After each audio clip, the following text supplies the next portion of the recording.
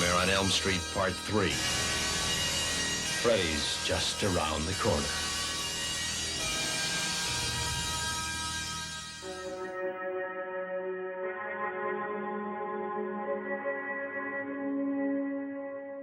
Welcome to Slash, a horror movie podcast. In Season 2 of Slash, we will be covering the films of the Nightmare on Elm Street franchise. Starting with the 1984 Wes Craven classic, and ending with its remake from 2010. Slash is available everywhere podcasts can be found. You can follow Slash on Twitter at Slash Horror. And you can find every episode of Slash at fansnotexperts.com/slash. Enjoy the show. Remember that it's fun to be scared. And whatever you do, don't fall asleep.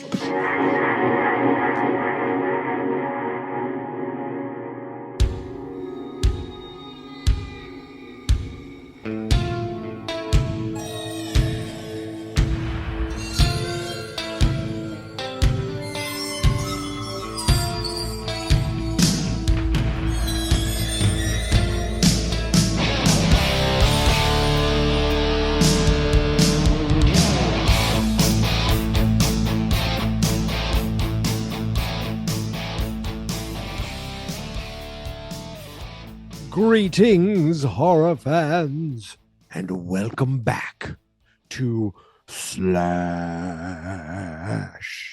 Today, we're going back to 1987, where we will be talking about A Nightmare on Elm Street Part 3, Dream Warriors.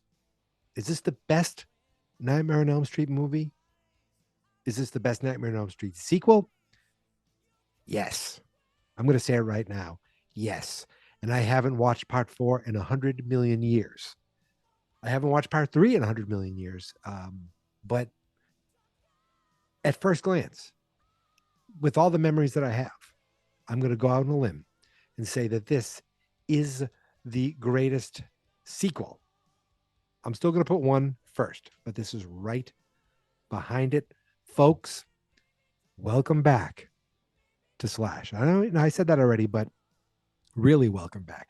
It has been quite some time since I put up an episode, since I put up Nightmare on Elm Street Part 2, Freddy's Revenge. I think that was back in November. I don't know. It was a while ago. I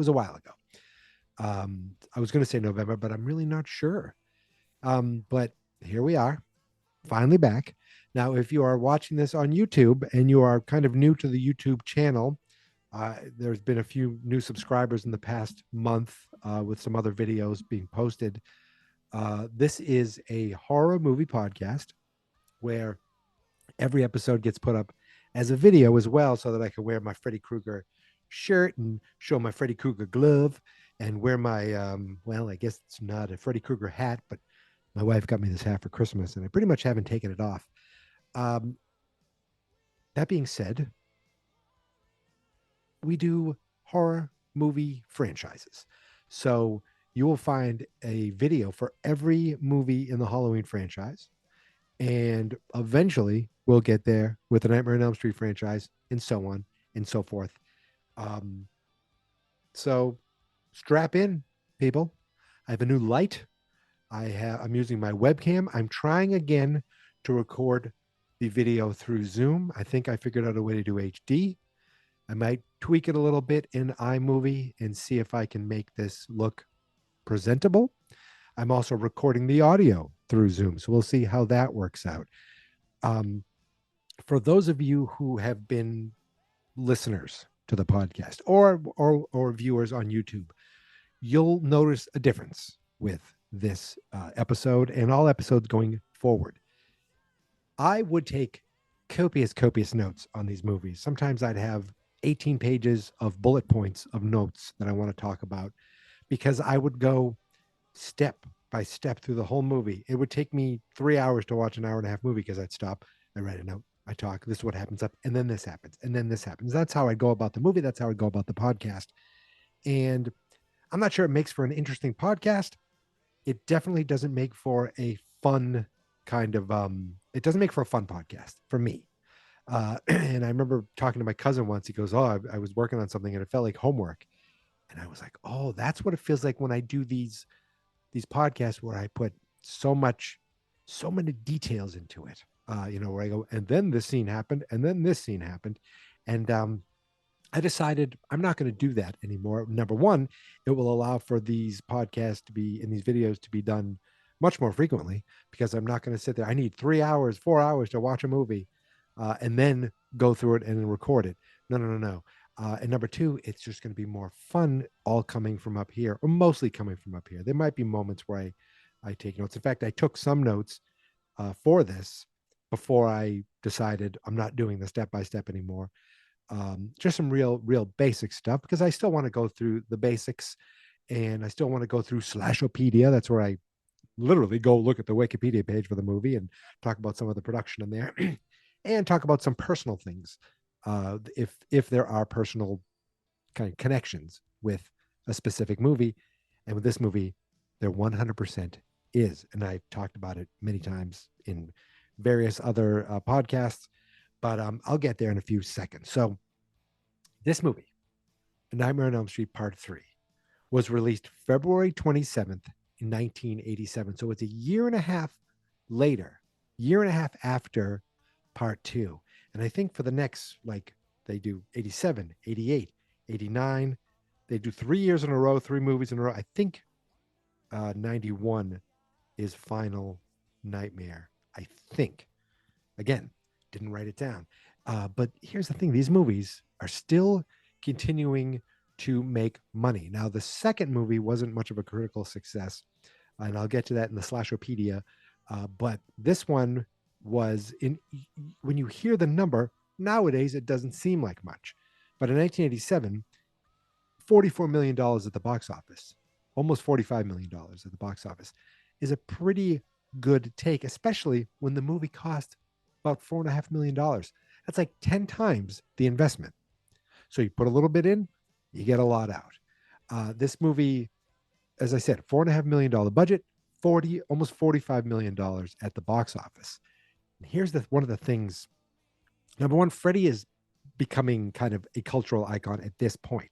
In fact, I feel like this is the movie, and this is the beginning of the toys and the costumes and the video games. I feel like it all kind of kicks off with the blending of pop culture and Freddy Krueger. And a lot of that has to do with a man by the name of Don Dokken. I don't know if you know who Don Dokken is. Don Dokken is a 17th century philosopher who the band Dokken was named after. Or Don Dokken is the lead singer of the band Dokken. You decide which one you want to go with. They put out a song called Dream Warriors for this movie Dream Warriors, and you were hearing that as this podcast started. A song not only that I loved growing up, a music video that brought in hard rock and Freddy Krueger in the video, and George Lynch, the guitarist, had a bone guitar. It had everything that the Rock and Roll Hall of Fame is not looking for. It had all of that. And I was in love with it. I'm 11 years old at this point, not even 11 years old. And I am like all in. Freddy's the best. He's cool. He talks, not like those other schlubs that just walk around and stab. This guy is hilarious. And not only that, this was the first horror movie that I ever saw in the movie theater. Yes, 10 going on 11. My dad, dear old dad, who the last movie I went to go see with him was It Chapter 2. He loves his horror movies. He still loves his horror movies. Dear old dad took me and my brother. Yeah, not my brother and I. He took me and my brother. He's not going to watch this and correct my English, so that's okay. Or English, because I can't even talk. He took us to see this movie. We went to a second run theater. It was I believe it was the cinema. I'm not even sure. I thought it was a second run theater. We get the first run theater. The first run movies will go right to Showcase Cinema. they'd be there for a while, and then they'd move on to either Salem Tri in New Hampshire or the 495 Cinema in Haverhill. For some reason, I feel like he took us to one of these second run theaters to see this movie. I could be wrong, but my brother and I and Dad went to see this movie, and it's crazy because there's lots of violence, there's boobies, and I'm a 10-year-old kid, and I thought, well, this is obviously going to be up for Best Picture of the Year. It didn't come through. It didn't win an Oscar that year, but it's completely, I thought it was going to do so. And I think a lot of that, besides all those things I mentioned already, what made this movie higher quality than part two was the return of Wes Craven. Now, Wes didn't direct this movie. He was off doing, I don't know what he was doing. He was doing a different movie, and I'm sure it's in the I think it's in the Slasherpedia why he didn't direct it.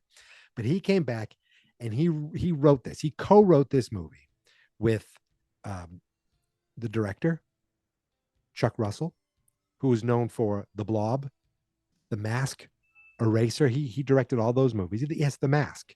Not Mask with Cher. The Mask with Jim Carrey. Eraser with Arnold Schwarzenegger. The Blob with, I want to say, Kevin Dillon. I'm not sure. And, of course, A Nightmare on Elm Street 3, Dream Warriors with Craig Wasson. Right? Did I get that right? I should have. He co-wrote that with Chuck Russell, Wes Craven, Bruce Wagner. I don't know who that is. And Frank Darabont. Yes. Shawshank Redemption, The Mist, The Walking Dead. Frank Darabont is a co-writer on this movie. So there's quality creatives behind this film, and it shows. They decide to take this movie, and they decide to take the kind of the idea of Freddy and the fact that he can kill in dreams and push it to the point where, hey, let's have fun with this. And not only that, let's make it like the second movie. It was like, okay, there's Freddy and there's a bunch of new kids. No. Let's make it them have a reason for this happening. And let's bring back a fan favorite. Let's bring back Heather Langenkamp herself. Nancy Thompson returns for this movie. Now, this is 3 years after the first movie. Okay. She looks about 20 years older. I think now, number one, in the first movie, she was young. She was older than she played. But in this movie, give her some shoulder pads, tease her hair up, give her that. Well, she had the gray from the first one, but just mostly tease her hair up. Plus she is, a few years older, and all of a sudden she's an adult. Now she's not she's still too young for the guy that she seems to be, the doctor who she seems to be spending an awful lot of time with. But to me, I thought, wow, Nancy's back and she's a grown-up now. And I like her teased hair, and those shoulder pads are killer. But she says it's 6 years later. So this is 1990 in the world of Freddy Krueger. But didn't part two say it was 5 years later? So that was 1980. So this 89, and this is part three. And there are certain things that you just kind of have to forget about: timeline, logic, where Freddy came from, how he came back, and just go with it. I'm going to go to what I call Slashopedia now, and I have no other notes, so this is exciting. But I wanted to read some of the things that came out of the Wikipedia page, which, is gospel on this podcast. Wikipedia is always factually correct. Following the critical failure of Freddy's Revenge, New Line Cinema was unsure it would continue with the series. This is the house, New Line, the house that Freddy built. And at this point, they're like, yeah, maybe we're not going to do this. Wes Craven was not back in the second one, and he had not wanted to evolve this into a franchise, but due to immense dissatisfaction of Freddy's Revenge, he signed on to co-write the screenplay for the third installment with the intention that it would end the series. And it was pretty much, well, it says, however, the success of Dream Warriors prompted a continuation of the series, except they really did make it seem like it was the end, except right at the end when, we all know what happens at the very, very end. So Wes Craven's first concept for the film, and this is really cool to hear this, was to have Freddy Krueger invade the real world. Krueger would haunt the actors filming a new Nightmare on Elm Street sequel. That's very meta.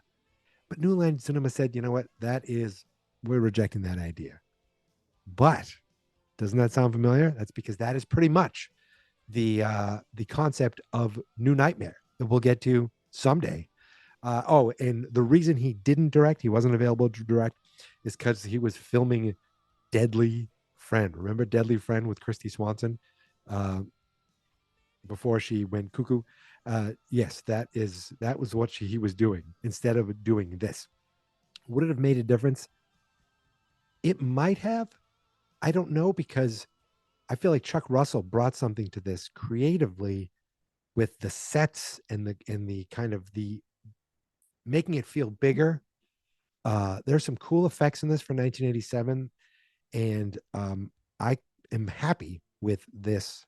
I'm happy with the fact that it was Chuck Russell, because I feel maybe Wes Craven would have made it too realistic, or maybe would have taken some of the kind of the cartoonish campiness out of it that they lean into here, and they continue to lean into forever and ever.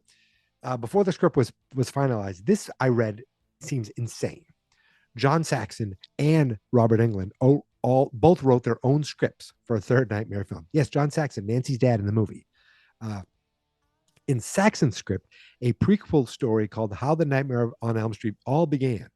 Freddy is ultimately innocent, or at least set up for the murders by the main culprits, the Manson family. The Manson family. Freddy's forced by a mob of angry parents to confess to the crime, which enrages them further. After lynching Freddy, he comes back to avenge his wrongful death by targeting the mob's children. So John Saxon's idea was that Freddy is the hero. He's been the hero the entire time.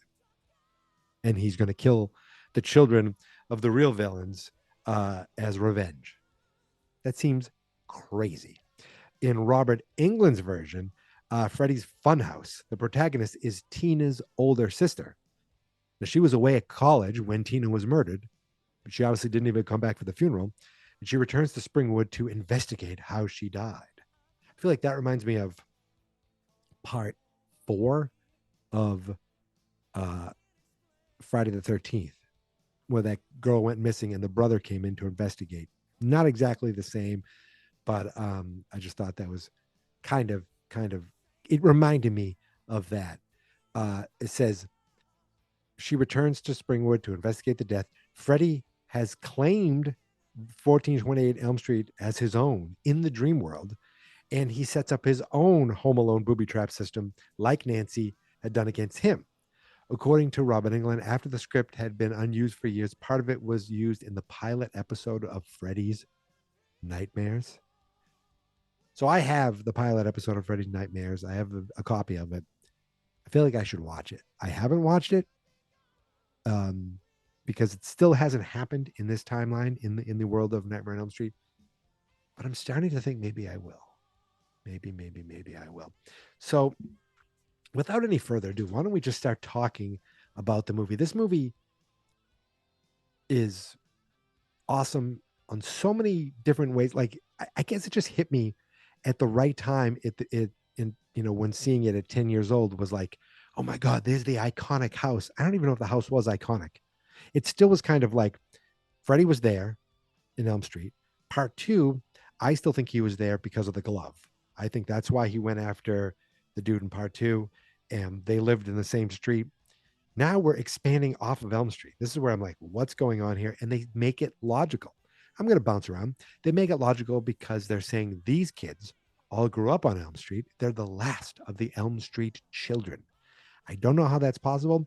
I don't know how I guess they were really young, or they weren't even born. No, they were really young because Nancy was really young and they're even younger. I don't know. I'm not sure even the age difference is supposed to be between these kids and Nancy, or if they're even considered high school kids. I don't know. Some of them are probably older than Heather Langenkamp. I don't know. I don't care. The fact is that the house seems iconic in this one, but it doesn't have to take place there in the real world, even though it pretty much takes place there in the dream world. And here's the thing. The main character of this movie is Patricia Arquette. Big movie star. even at the time, she was pretty much unknown, but she had that Arquette name. Her dad was an actor, and her sister was already a well-known actress, Rosanna Arquette. You know, Toto, Rosanna, Rosanna. Yes, that song was written about her. She had a couple songs written about her, but that was the most famous song. Yes, I didn't make any of that up. So she's coming in fairly unknown to most people, but I feel like all the other people there are like, wow, she's from the Arquette family, so she already has some sort of um, gravitas, even though she is, I think, at least based on again Wikipedia, she's the third build in this behind Mr. Craig Wasson, who I know from this movie, and he was also in a movie called Body Double, and that's all I really know him from. And Heather Langenkamp, of course, I know her from these two movies, that other Nightmare movie, and Just the 10 of Us. That's pretty much my entire head Langenkamp. But it felt like it felt like Nancy's back. This is awesome, but we're not there yet. We start with Kristen. She is the main protagonist of this movie, and she is a kid who doesn't want to fall asleep. She eats coffee grounds. She drinks Diet Coke. She's one step away from me. I don't eat the coffee grounds, but I will drink the Diet Coke. And she's working on this paper mache house. I thought paper mache was the coolest. Let's not say coolest. I thought the fact that she made this spooky house out of paper mache was cool. I think I worked on a paper mache mountain or volcano or some sort of thing in Cub Scouts one year. Mrs. Walsh was my den mother. That's all I remember from paper mache. That's my whole complete experience. But this girl, she's an artist right out of the bat, making this beautiful house. And I don't have notes, but I do have the movie pulled up in front of me just to kind of remind me where I am and where I'm going in this. I'm not going to go beat by beat by beat, or maybe I am. I have no idea. But she's trying to work on, she's working on the house. Her mom comes in, complete bitch. And I remember her being a bitch, and she does not ease up on her bitches. In fact, the nicest she is right before Freddy kills her in a dream. She like hugs Kristen. It's like, oh, why are you hugging me for? She's like, I miss you. That's all. It's all a dream. It's all fake. Her mom is a royal bitch throughout this entire movie. She is out late with some guys like, hey, where's the bourbon? And I remember, I hadn't seen this movie in years. And the moment that the guy said it at the beginning, when he really said it, I was like, oh, and I even repeated to myself what Freddy says later, which is awesome. But the mom's like, you just need to go to bed. I don't want to deal with you. I want to go get lucky. I want to get drunk. I left my teenage daughter alone well after 1 a.m. And please cover your ears because I don't want you to hear what you're about to hear. But she falls asleep pretty quickly, even though she's down in that coffee. And she wakes up in front of Nancy's house. I mean, it's boarded up. It's disgusting. It's scary. It's spooky. But it is, at this point, starting to feel like an iconic piece of Nightmare on Elm Street, the lore of the movie, of the whole franchise. Along with these spooky little shits that are like either, always singing the song and playing ball and twirling rope, jumping rope. And it's a dream. So obviously you do stupid things. Kristen goes right into the house, follows this kid into the house. Fire burns. She runs out, and there's Freddy right away chasing him. Now, the one thing that I never understand is, how did Freddy come back? Like, do they ever explain it? Like, this movie, they had a definitive way to defeat Freddy. They succeeded in that way, in that definitive way, I guess, if you can say, making sure consecrating bones is by burying it at a junkyard. Spoiler. And yet he obviously comes back. Now, at the end of part 2, right, she fell in love or believed in the kid, and Freddy disappeared. But then, of course, the arm comes out. It never quite. There's no explanation. Like, I know in Nightmare, in Halloween, they kind of lead you, the beginning of the last one, they kind of show you what happens in many of them. I don't know if they do it in all of them. I forget. In Friday the 13th, I know they do that a few times too. Or he's dead and they figure out a way to bring him back. But here it's just, he's in the dream world. He's in the dream world. You're there. You think you kill him. You just made him quiet for a while. but he'll be back. And he's chasing Kristen right away. And I love the concept of the fake out with the dreams, where she wakes up. She's like, oh my goodness, that was scary.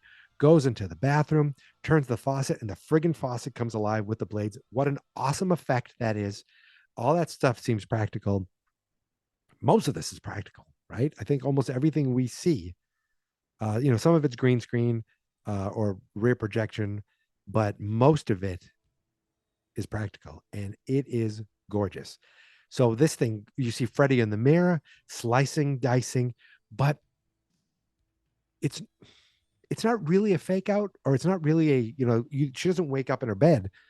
She's like half asleep. She must be half asleep. I'm trying to put logic behind this. She must be half asleep because she's in the bedroom, and she when her mom opens the door, she is bleeding, and she's holding a razor blade in her hand. So it's not these blades. But it's almost like Freddy made her like do this, and it will look like a suicide, even though the mom caught her in time, even though it was Freddy. And that's kind of the whole thing with this version of A Nightmare on Elm Street 3. Freddy, his kind of idea is to make all these kids' deaths look like suicides. He didn't do that in the first movie. He didn't have to do that.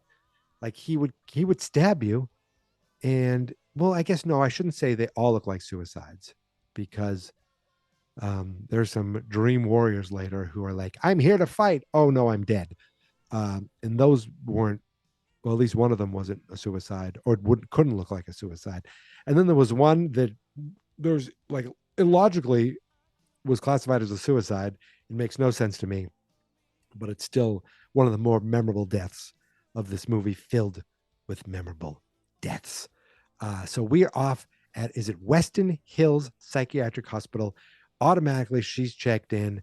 And the cool thing is, boom, there's Larry Fishburne. He's not Laurence Fishburne yet.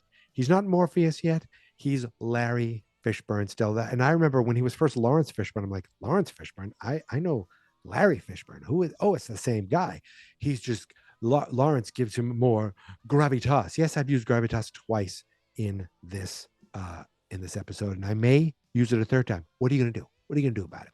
So he is one of the orderlies or one of the nurses. I'm not exactly sure what his exact title is in this, but he's Max, and he works at the hospital. And we meet him right away. We meet Craig Wasson. He's Dr. Neil Gordon in this movie. I remember thinking he looked like Robert Englund, and I thought, oh my goodness, there's going to be some sort of twist there. Nope, never like happened. He just, to me, physically looked like Robert Englund. So Kristen's here. We don't know this yet. We can start to assume it, and we start meeting some of the kids. We meet this girl, Jennifer, I believe her name is, and she talks about having cigarette burns. We see this guy Kincaid, who's in like the solitary confinement, and to me, Kincaid was like the coolest. I remember as 10-year-old me, I thought Kincaid is the best. He's awesome. He's cool. I watched this again. I think, you know what? I think I still agree with that. I think that all that still passes the cool factor. And he is one of my favorites. So while this is going on, all of a sudden they're like, there's a new person here. We gotta go find her. It's Kristen. She is putting up a fight. She's freaking out. She does not want to go to sleep. She does not want to be sedated because she does not want to go back to this dream about a Freddy. And we come to find out that all the kids are having trouble sleeping. All the kids are having dreams. But she is like, no, please don't put me to sleep. She slashes Larry Fishburne. She fights another guy, and she grabs a knife, and she does some fairly poor acting where she's like, 2, 1, 2, Freddy's coming for you, 3, 4. I think she just said, better lock your door. She might have started with that. So she didn't say Freddy yet, because they would have been like, who's Freddy? So 3, 4, better lock your door. 5, 6, grab your crucifix. 7, 8, better stay up late. 9, 10. And then all of a sudden you hear someone say, never sleep again. And they mention there's a new intern coming. They turn around, there's the new intern. It's Nancy. And right away I'm like, oh, like it's only 12 minutes into this movie, and we've got our first dream, our first almost kill. We start meeting kids, and Nancy's back, and it's like, oh my goodness gracious, this is exciting. Nancy starts explaining herself to she starts talking about why she's there.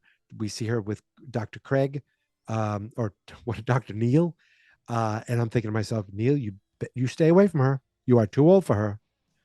She is right out of school. Okay. She's an intern, and but it doesn't seem to stop him from wanting to. I don't know. He never goes there, but I think he wants to, and I think he would. um and while they're leaving, she drops her bottle of hypnosil, and it's like, what the hell is that? That's our first look at this medication called hypnosil, which is a drug created for A Nightmare on Elm Street. We see him looking it up later. It's a drug. It's a dream suppressing drug, and that's really all we know. We don't know that yet. We just see hypnosil. So we go back to the hospital, and Nancy starts meeting some of the other residents. She meets this dude who I know from this movie and from Stand By Me. He was, what is he, eyeball Chambers and Stand By Me. Those are the only two things I know him from. He's been in other things, in fact, like real movies like The Fisher King or Fire in the Sky, Lonesome Dove, Indiana Jones and the Last Crusade. Was he hanging out with River Phoenix there too? um but in this movie, he plays, I never remember his name. His name is Philip. I just know him as Puppet Boy. He makes puppets.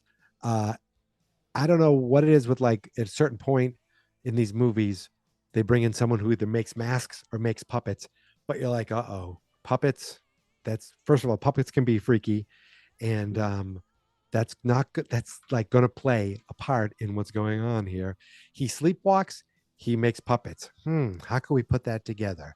But all his puppets, even though Nancy thinks they're really cool, he says, they'd be a lot cooler if I had a knife, just so I could carve them with a knife, but they're afraid I'm going to, cut himself.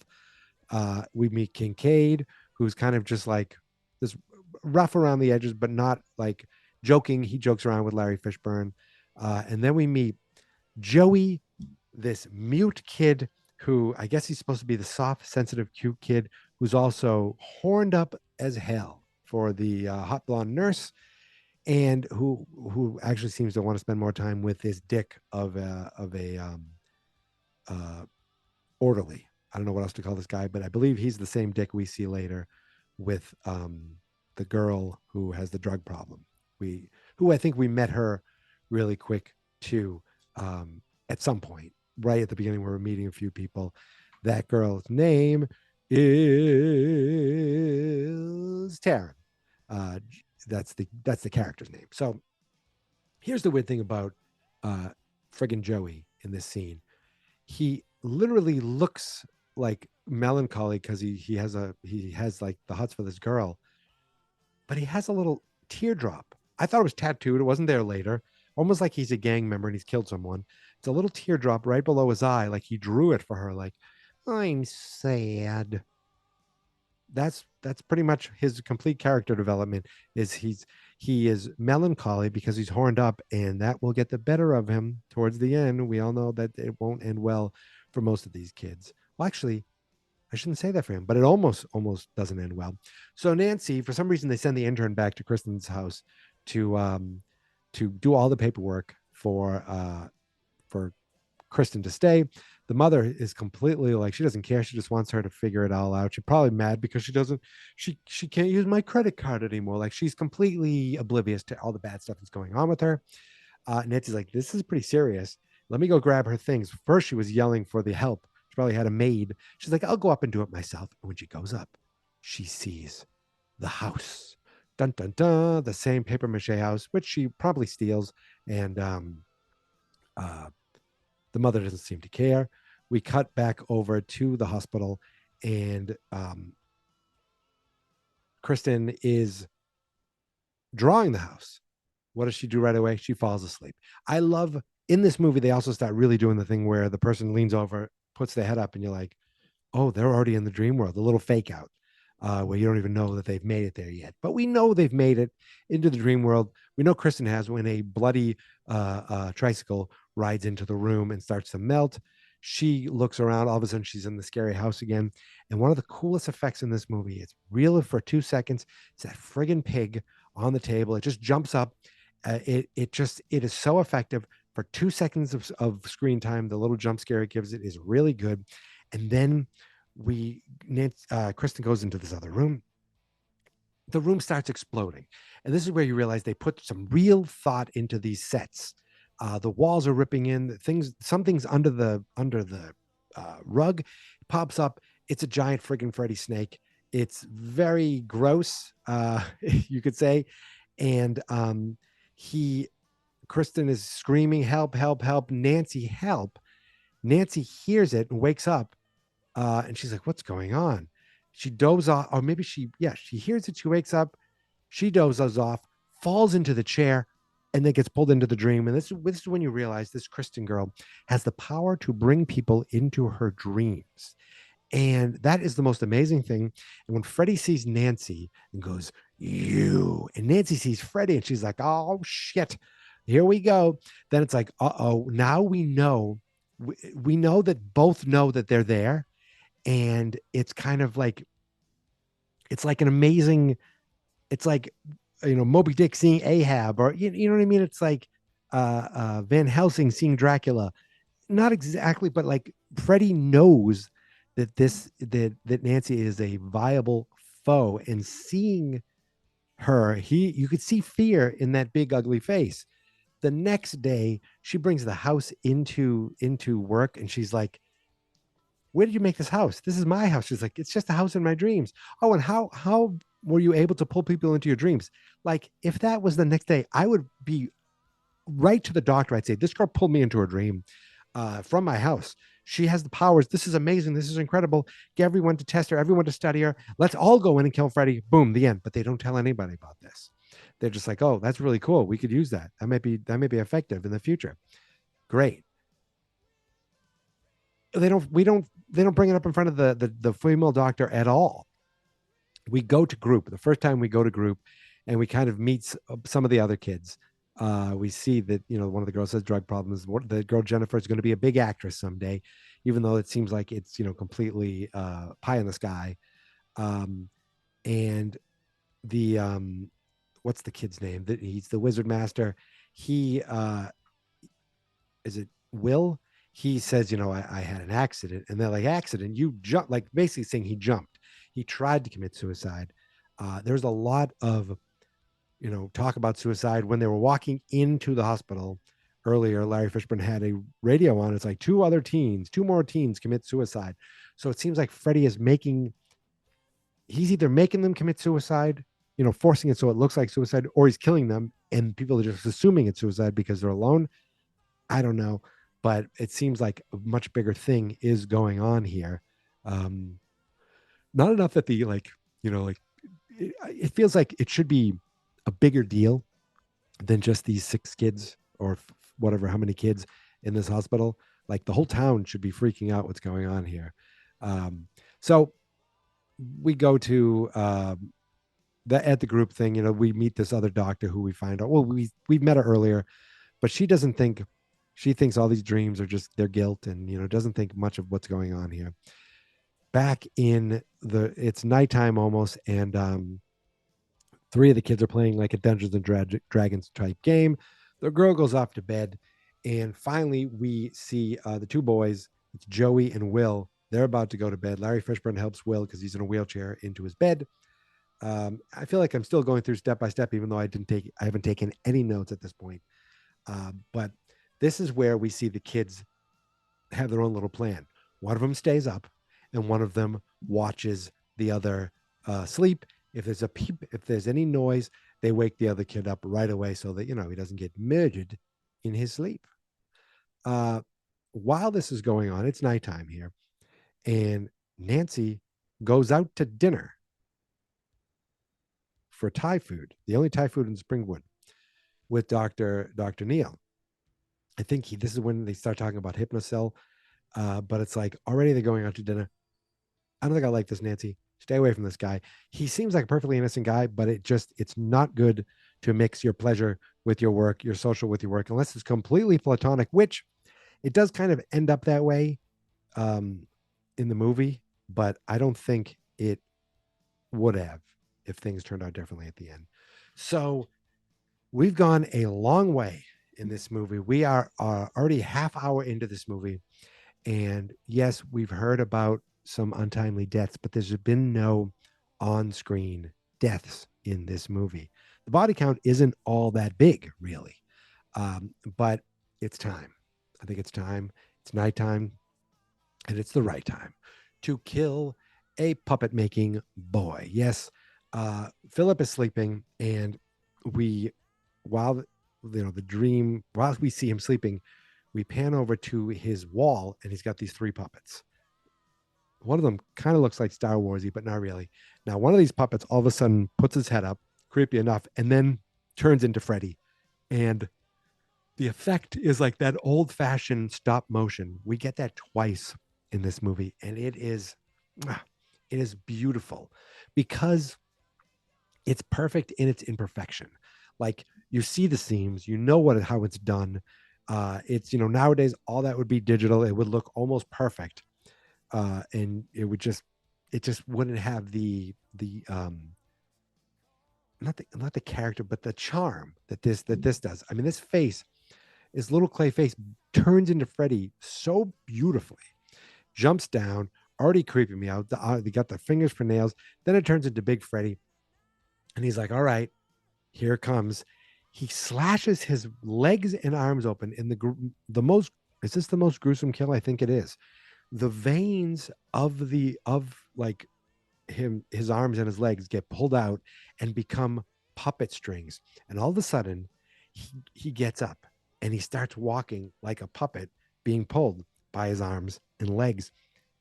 But in the real world, he looks like he's doing that. Everyone thinks he's just sleepwalking. He says he has a sleepwalking problem. Kincaid hears him sleepwalking. He's like, whatever, dude. Doesn't bother to wake him up. A nurse doesn't even see this going on. He walks right by. Nothing's going on. Now, Joey was staying awake. He looks out the window and boom, he sees Philip right at the edge of a window. And he's like, oh my God, but did I mention Joey doesn't speak? He's mute. So he's like, he's freaking out. He goes over, wakes up Will, drags him out of bed. I feel like we see Will's leg move a little bit. And I said, oh, nope. But he did pretty good of keeping his legs limp. And he's like, no. He goes, go get help. Joey goes off. He's smashing, making noise, trying to wake everybody up. All the kids end up by the window. Don't do it. And we see Will up there and he's struggling. But when we see the dream side of things, all those veins in arteries or whatever the hell they are pulled up above the building. And at the top of the building, we see Freddy doing like puppetry. Such an iconic like moment. I feel like that shot of Freddy doing puppetry has been turned into art. And then at the last second, he cuts the strings and this kid falls out of the window to his death. And the next day they're like, this is where the movie loses me for a second. This is where it starts to feel a little timely. And this is where Dr. Neal loses me for a second, where they're talking about how he died. They start to blame their dreams. And the main doctor wants nothing to do with it. Dr. Neal, they're like, he got killed. It's that guy. He's killing us in his dreams. And at this point, Nancy's like, I know who it is. I don't even know if she says it right then and there, but she says, I know who it is. But the thing that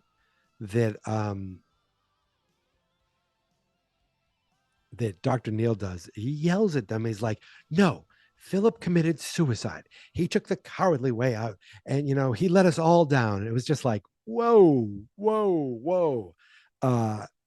Like, first of all, he didn't commit suicide. But second of all, just the idea of classifying suicide in that way, it seems very archaic and very like there's no compassion, whatever the no, like like no thought of mental health, all this stuff. And maybe that's how that's how this guy sees it, but I'm not sure if that's how the writers saw it, that's how people saw it. Then I feel like there is more compassion nowadays, a little more understanding. I mean, it's of the tragedy that it is, but it's just the fact that the doctor said this to kids, just it bugged me. It did bother me. So while all this is going on at this group and everyone's getting upset and Philip just died, Kincaid really freaks out. And at this point, the doctor is talking about like forcing them all to uh, go to, to be sedated.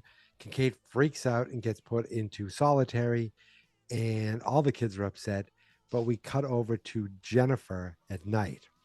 She is watching TV. She's trying to stay up late. She's burning herself with cigarettes to stay up late. Larry Fishburne comes in. He's like, "You got to go to bed." She's like, "You know what? It's been a rough day. Philip just died.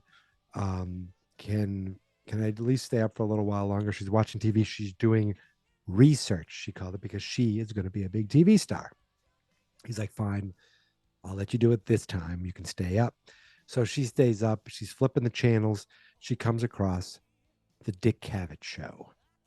If you don't know Dick Cavett, he was an actor and a talk show host for years.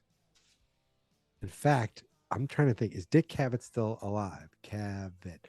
If he is dead, he just died recently. My friends, Dick Cavett is 87 years old and still kicking. And he just has that voice. His voice, I think he was even featured in Forrest Gump. I think Forrest Gump and John Lennon were on the Dick Cavett show together. But in this episode of the Dick Cavett show, he has Zsa Zsa Gabor on.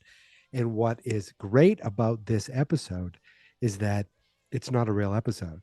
This was made for this movie.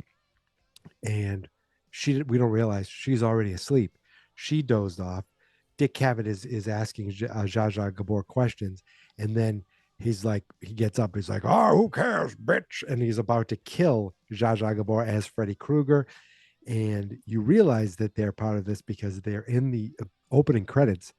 Dick Cavett and Zsa Zsa Gabor in it. And if you're a kid like me, you didn't care. But I can only imagine my dad, if he was paying attention to the credits, being like, "Dick Cavett and Zsa Zsa Gabor, what the hell is going on here?" So the TV starts glitching, and she gets up and goes over to it. And she's like, "What the hell is going on?" And she goes up, she starts smashing the TV, and all of a sudden, arms pop out of the television, and they grab her, and then a head pops out of the television. It's Freddy's head pushed. I don't know. I forget if he had antenna or not, but he pushes out of the television. She's freaking out, and he goes, "Welcome to prime time, bitch." Takes her and smashes her head into the television, killing her. Now, this is what we see in the dream world. I don't know what's going on in the real world, but Larry Fishburne comes into the room, and we see this girl, Jennifer, and I'm telling you, she is 3 feet off the ground. She has no chair nearby her. Her arms are at her side, and her head is inside the television, and she's clearly dead. But how the hell would she have done this? Like, how the hell could this have possibly happened, logically speaking? Like, how is any of this explained? They just call it a suicide. No investigation is done, and it like that is just it. Now there are 2 quote unquote suicides in like a day at this hospital, and that's our kill count right now. 40 minutes into this movie is 2 people. I forgot to mention that we also had the other girl, Taryn, I think her name was, who is the drug addict. One of the orderlies came up and he's like, hey, you want to score? Basically, I have a key to the drug medicine cabinet. We can have as much meth as we want or whatever. And she's like, "I don't do that." It's like, how do you get those track marks then? Now this guy, I don't think he gets his comeuppance. I feel like nothing happens to this guy, and you feel like it definitely should. We cut over to Jennifer's funeral, and what I forgot to mention is earlier in the movie, Dr. Neal sees this nun, this scary looking nun, all dressed in white, and now he sees her again at this funeral and starts talking to her, And she starts mentioning this abomination. She doesn't say, but it's this abomination. It must be destroyed. And he's like, what the hell are you talking about? Then Nancy comes over. She's dressed as Carmen Sandiego. And she's like, what are you doing all the way over here? He's like, oh, I saw a woman. He's like, who are you talking to? And there was no one there. Now she walked off. So you're thinking, oh, she just walked off. There's nothing spooky going on. Or is there? So Nancy's like, listen, I think it's time I told you what's going. I tell you the truth. They go back to Nancy's house. She has this little like Asian dream doll, which doesn't really come into play, but it is brought back later in the movie. And she's like, I need to explain to you what's going on. And she tells him everything about Freddy Krueger. The next day, they have their own unofficial group without the other doctor, just the 5 remaining kids, Nancy and Dr. Neil. And they're like, she's like, I know who's doing this. His name's Freddy Krueger. He's got knives for fingers, which I do. I took the glove off, but I still have knives for fingers. Wait, I don't know if you've noticed, I've had to edit it a little bit, and I took my dog out at one point. But wait. Knives for fingers. Oh, wait, I didn't put the knives in the fingers or the fingers in the knives. Okay, now I'm officially Freddy again. And some of this feedback I'm getting on my microphone makes me want to take it and just stab the microphone. But she's like, he's got knives for fingers. He's got a greasy hat and he's gross. And Freddy's, in the dream world going, why are you saying all these mean things about me? But they're like, oh my God, that's the same guy. Why is he doing this? And she says, this is where you get the logic. It has nothing to do with you. He killed a bunch of kids and then our parents killed them. And you are the last. And then he came back to have revenge over us Elm Street kids. You are the last of the Elm Street children. But I have an idea. We can keep each other safe because Kristen knows how to bring everyone into our dreams together. Now, this is how we're going to do it. We're going to go into hypnotizing. Now, here's the thing. Kristen doesn't do anything here. Dr. Neil's like, all right, let's hypnotize everybody. Oh, it didn't work. But then they realize that they're actually in the dream world. It did work because remember those little balls that were big in the 80s where you hit one, then the other one bounces back and forth. It seemed like every office had one in the 80s in movies. Well, all of a sudden those balls are flying around the room. It's like, whoa, we're dreaming. And how do we know this? We know this because in our dreams, the kid in the wheelchair, he's like, I can walk. In my dreams, I'm known as the Wizard Master. And then Kincaid's like, I can bend furniture. And Kristen's like, I can do backflips. And then they show Taryn and she's like, in my dreams, I'm beautiful and bad. She's got like a giant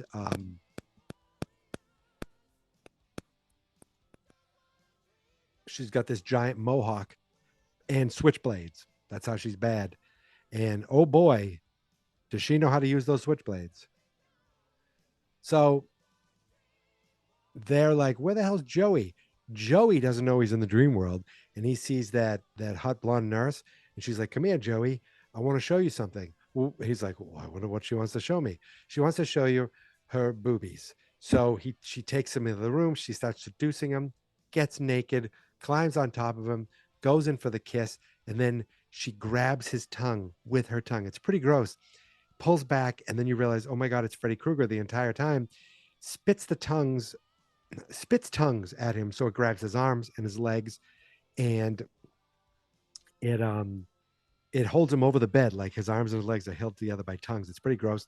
The mattress falls away and you look down and you just see like a hellscape. And they back in the other room, they start freaking out because the room starts turning like burnt, like fire burnt hellscape. Yes, I took the glove off again. And they're like, oh no, what are we going to do? What are we going to do? The other doctor in real life comes into the room, wakes them all up, and Joey's on the ground on the floor. He's the only one on the floor. He's alive, but he's in a coma. The head of the hospital comes. He's like, we have 2 suicides and a kid in a coma in like 2 days. You're out of here. He fires Dr. Neil. He fires Nancy. Get the hell out of here. Dr. Neil's like, fine. He packs up his box. When he goes outside, he sees that nun again. Follows her upstairs, And this is where you get a little bit of the backstory where she says this used to be the psych ward where the worst of the worst were here. Killers, rapists, the worst of the worst. And there was a young woman who got locked in here once for a weekend, and they hit her and they took turns raping her. And when they found her, she was with child. And that woman's name was Amanda Krueger. And they're like, Freddy's mother. And she's like, yes, he is the bastard son of 100 maniacs. That became like his goat, like, oh, Freddy Krueger, quote unquote, colon, the bastard son of 100 maniacs. I used to say 1,000 maniacs. That's too many maniacs. And then I thought, is it 10,000 maniacs? Is that where the band got their name? That would be too cool if they got their name from that. But it's 100 maniacs. So it doesn't, none of it makes sense. But again, she leaves him and he tries to, he starts to leave. He can't follow her out. She disappears again. Even though Nancy was kicked out of this hospital, for some reason, she's still there hanging out with Joey. She's like, sitting bedside by him. His parents aren't there. Not a parent to be found, but Nancy's right there. And while she's waiting, he's got his arm, his whole chest exposed so that Freddy could carve into his chest, come and get him, bitch. Now that would leave quite a scar. No one noticed. No one said anything. She didn't go, come here, look what just happened. And they might have blamed her, said, you did this, because what else is to believe? And I mean, you really think about it. The doctor and the other nurse are like, you have to believe that there is a monster man in their dreams killing them all. They're like, really? I do have to believe that? Like, it almost makes sense that he fired them. There's cause for termination. Let's put it that way. But back, I guess Nancy's now with the doctor again. They're driving off, and they were like, you know what? He says we have to get rid of the remains. We have to desecrate them. We have to give them a proper burial or whatever. That's the only way that this spirit will go to sleep. I feel like that's the stuff I see later in like TV show Supernatural, where they must bury the bones. There's only one person who knows where the bones are hidden, and that's Mr. Thompson himself, Nancy's dad, who hangs out. I guess he's still a cop because he's wearing the cop uniform. He hangs out at a bar. They talked about her mom died in her sleep. Interesting. But the dad just seems to be hanging out at a bar, all kinds of drinks. He's like, Nancy, my dear, I haven't seen you in so long. What are you doing here? Oh, and she's like, you need to tell us where you hid Freddy Krueger. He goes, not him again. That's old news. I'm not helping him. And Nancy calls over to the hospital to see how things are doing. They find out that Kristen, oh no, I'm sorry. Nancy gets a collect. Wait a minute. How do they get a collect call? How the heck did they get a call? Oh no, they called the hospital. I forget exactly. Oh, he got paged. That's what it is. The doctor got paged. He called back. The kids call and say, Kristen's been put in solitary confinement. She's been given sedation. Something bad's going to happen. They're like, oh shit. So Nancy's like, I'm going back there right now. And Dr. Neal's like, listen, mister, grabs the dad. He goes, I don't know if you care about her, but I do. I don't know if you care about what happens to your daughter, damn it, but you're going to bring me to those bones. So Kristen's doing everything she can to stay awake. Nancy heads off to the hospital, and Dr. Neal takes Nancy's dad. First takes him to church. He goes and gets some holy water, steals a cross, even though he gives the priest his license so that, as collateral, so he can come back and pick it up later. Nancy heads to the hospital, and she's like, yo, can I see Kristen? He's like, no, you can't see her. Can I see the other kids? Okay, fine, you can see the other kids. So she's like, come on, other kids. Let's all go to sleep, and we'll meet in the dream inside Kristen's dream. Even though it seemed like it was Kristen's special power, now anyone can do it. So they all fall asleep, and they all meet inside the padded room with Kristen. She falls asleep, and they're all together. Meanwhile, Dr. Neal and Nancy's dad go to a junkyard because that's where the bones are hidden. He's like, I don't know. I remember exactly where they are, but we'll find them. And we still only have a kill count of 2. But they go to the, but there'll be more. Don't worry. That seems a weird thing to say. They go in, they get hypnotized. They all end up together. And then Freddy starts attacking right away. And then we get this cool little thing where all the kids get separated in their dreams.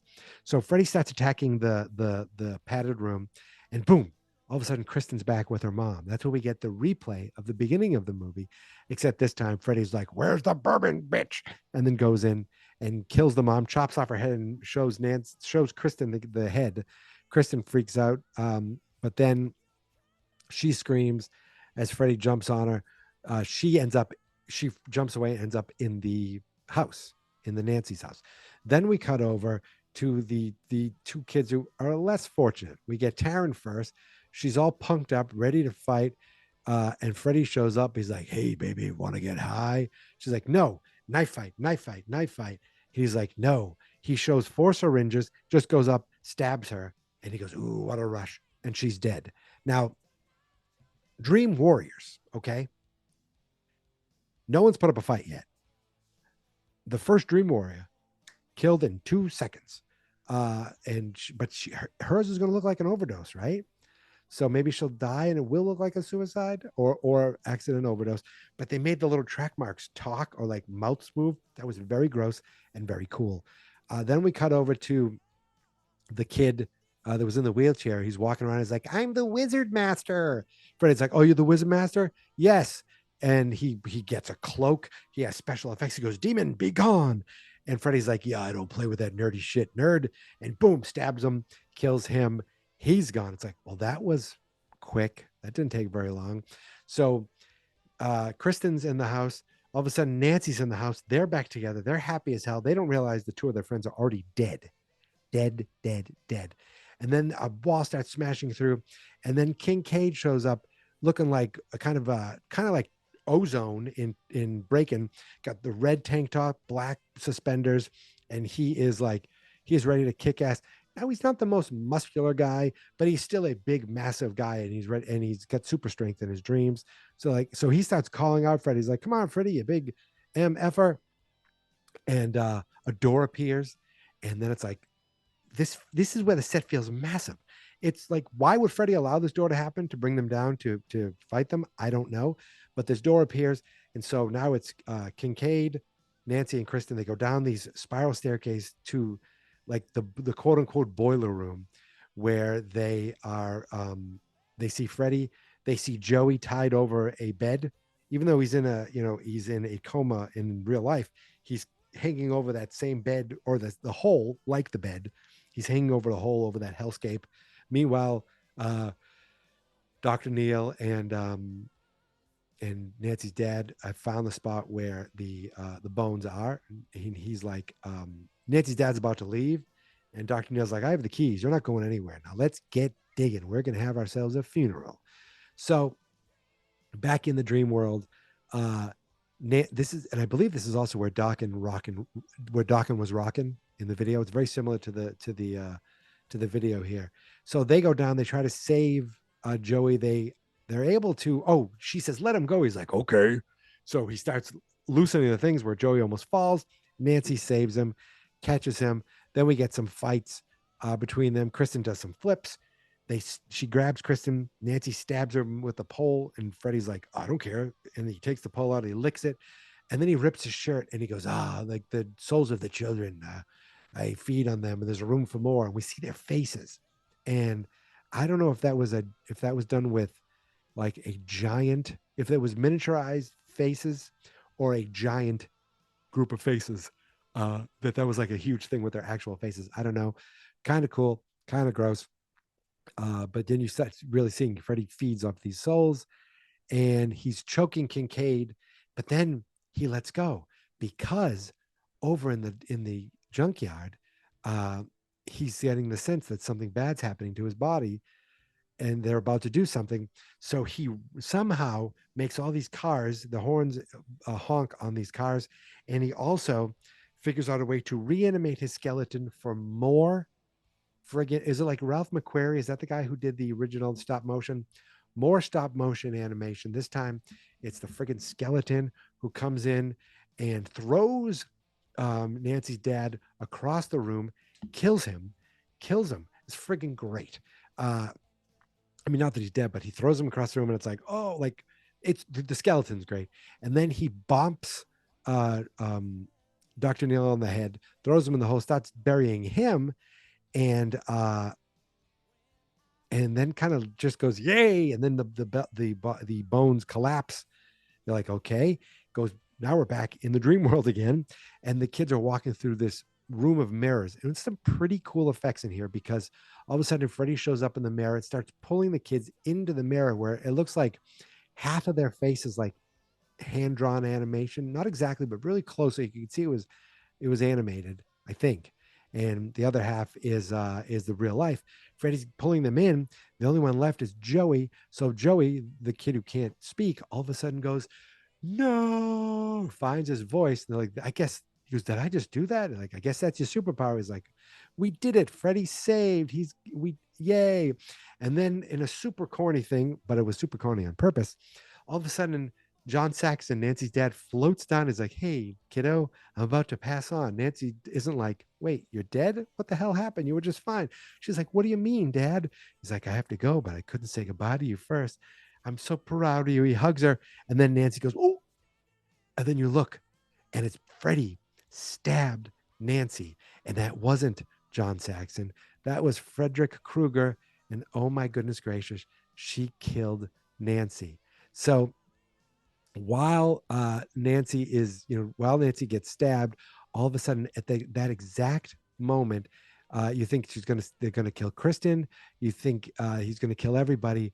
In real life, Dr. Neal starts burying the skulls, splashes them with holy water, throws a cross on them, and in the dream world, Freddy turns into light and basically disappears. He gets torn apart. He's like, no, I'm dead, and completely disappears.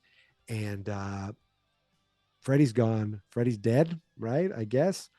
And Nancy is dead as well, because the next shot we see is Nancy's funeral. Now her parents, I maybe it'd be a double funeral because her dad's dead too. But no weird questions like, how did Nancy die? How did her dad die and she died? What is going on? Like, you think there'd be police involved? Nothing. In fact, we don't see anybody at the funeral that we recognize. I guess they're all dead. But we do see the kids from Elm Street 3. They seem to be the only recognizable people that we see at the funeral. And once again at the funeral, Dr. Neal sees the nun in the background and goes over and tries to talk to her, traces her, basically runs off from the funeral while everyone else is mourning this tragic loss. These multiple funerals they've been to, like, you should just see plots everywhere. He's like, wait, nun, what are you doing? Goes to follow her, goes around this giant headstone. She's gone, but then he sees a grave, Amanda Krueger, and her name cries, and under it, Sister Mary Helena. It's the same person. That old nun was Freddy's mom the entire time, and she died in 1968. Wait, how old was Freddy?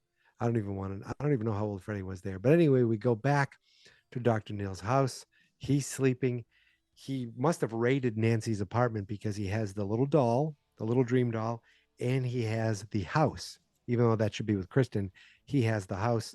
And all of a sudden, a light turns on in the house, like somebody's still home. And then boom, it cuts out. We get more Doc. I don't know how the light would be turned on. I don't even know it was set up for lights, but boom, bang, bomb. That's the end of A Nightmare on Elm Street 3. Dream Warriors. Were they really Dream Warriors? Some of them were. A lot of them just died off pretty quick. But it was the beginning of, hey, you know what? I was going to say it's the beginning of, hey, we could fight back. But no. Nancy fought back right in part 1. But now it felt like we can fight back together. I say that. But Nancy and Johnny Depp were in a dream together for a moment as well. So maybe this was just like, hey, let's just have fun. And there now a group of kids can fight together in the dream world. That at least seems new. Even though Johnny Depp, remember, was hiding behind the lamppost. Oh, did I just disappear? Oh my goodness, I'm back. And I disappeared. He was hiding behind a lamppost in part 1. So it is possible for people to be in dreams already together in the first one.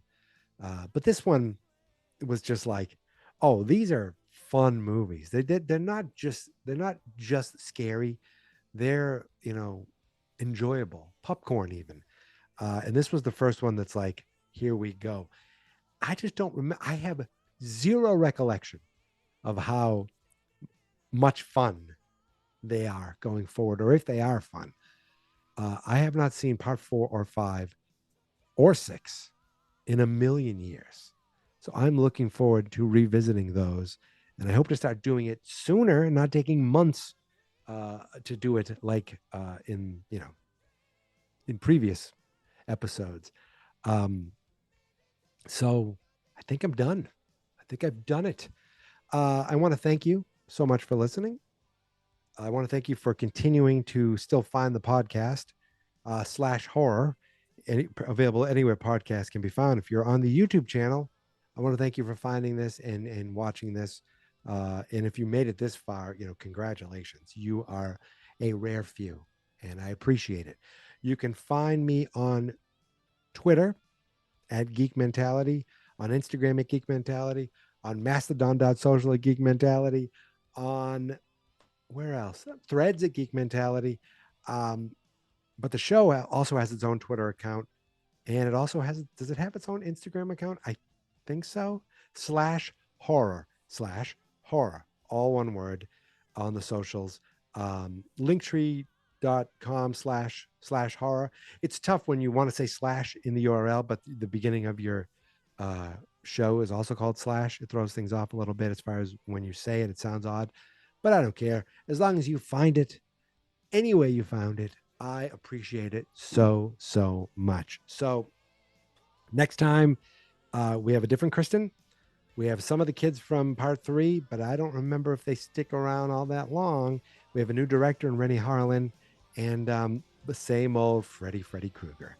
So that's it. I'm all done. Happy New Year, everybody. Happy 2024. I hope to do a lot more of these a lot sooner and hope to be a little more regular in getting these up to you. But thank you for listening. Thank you for subscribing. Thank you for following on YouTube if that's what you're doing. And until next time, my friends, remember, it's fun to be scared. I took the glove off.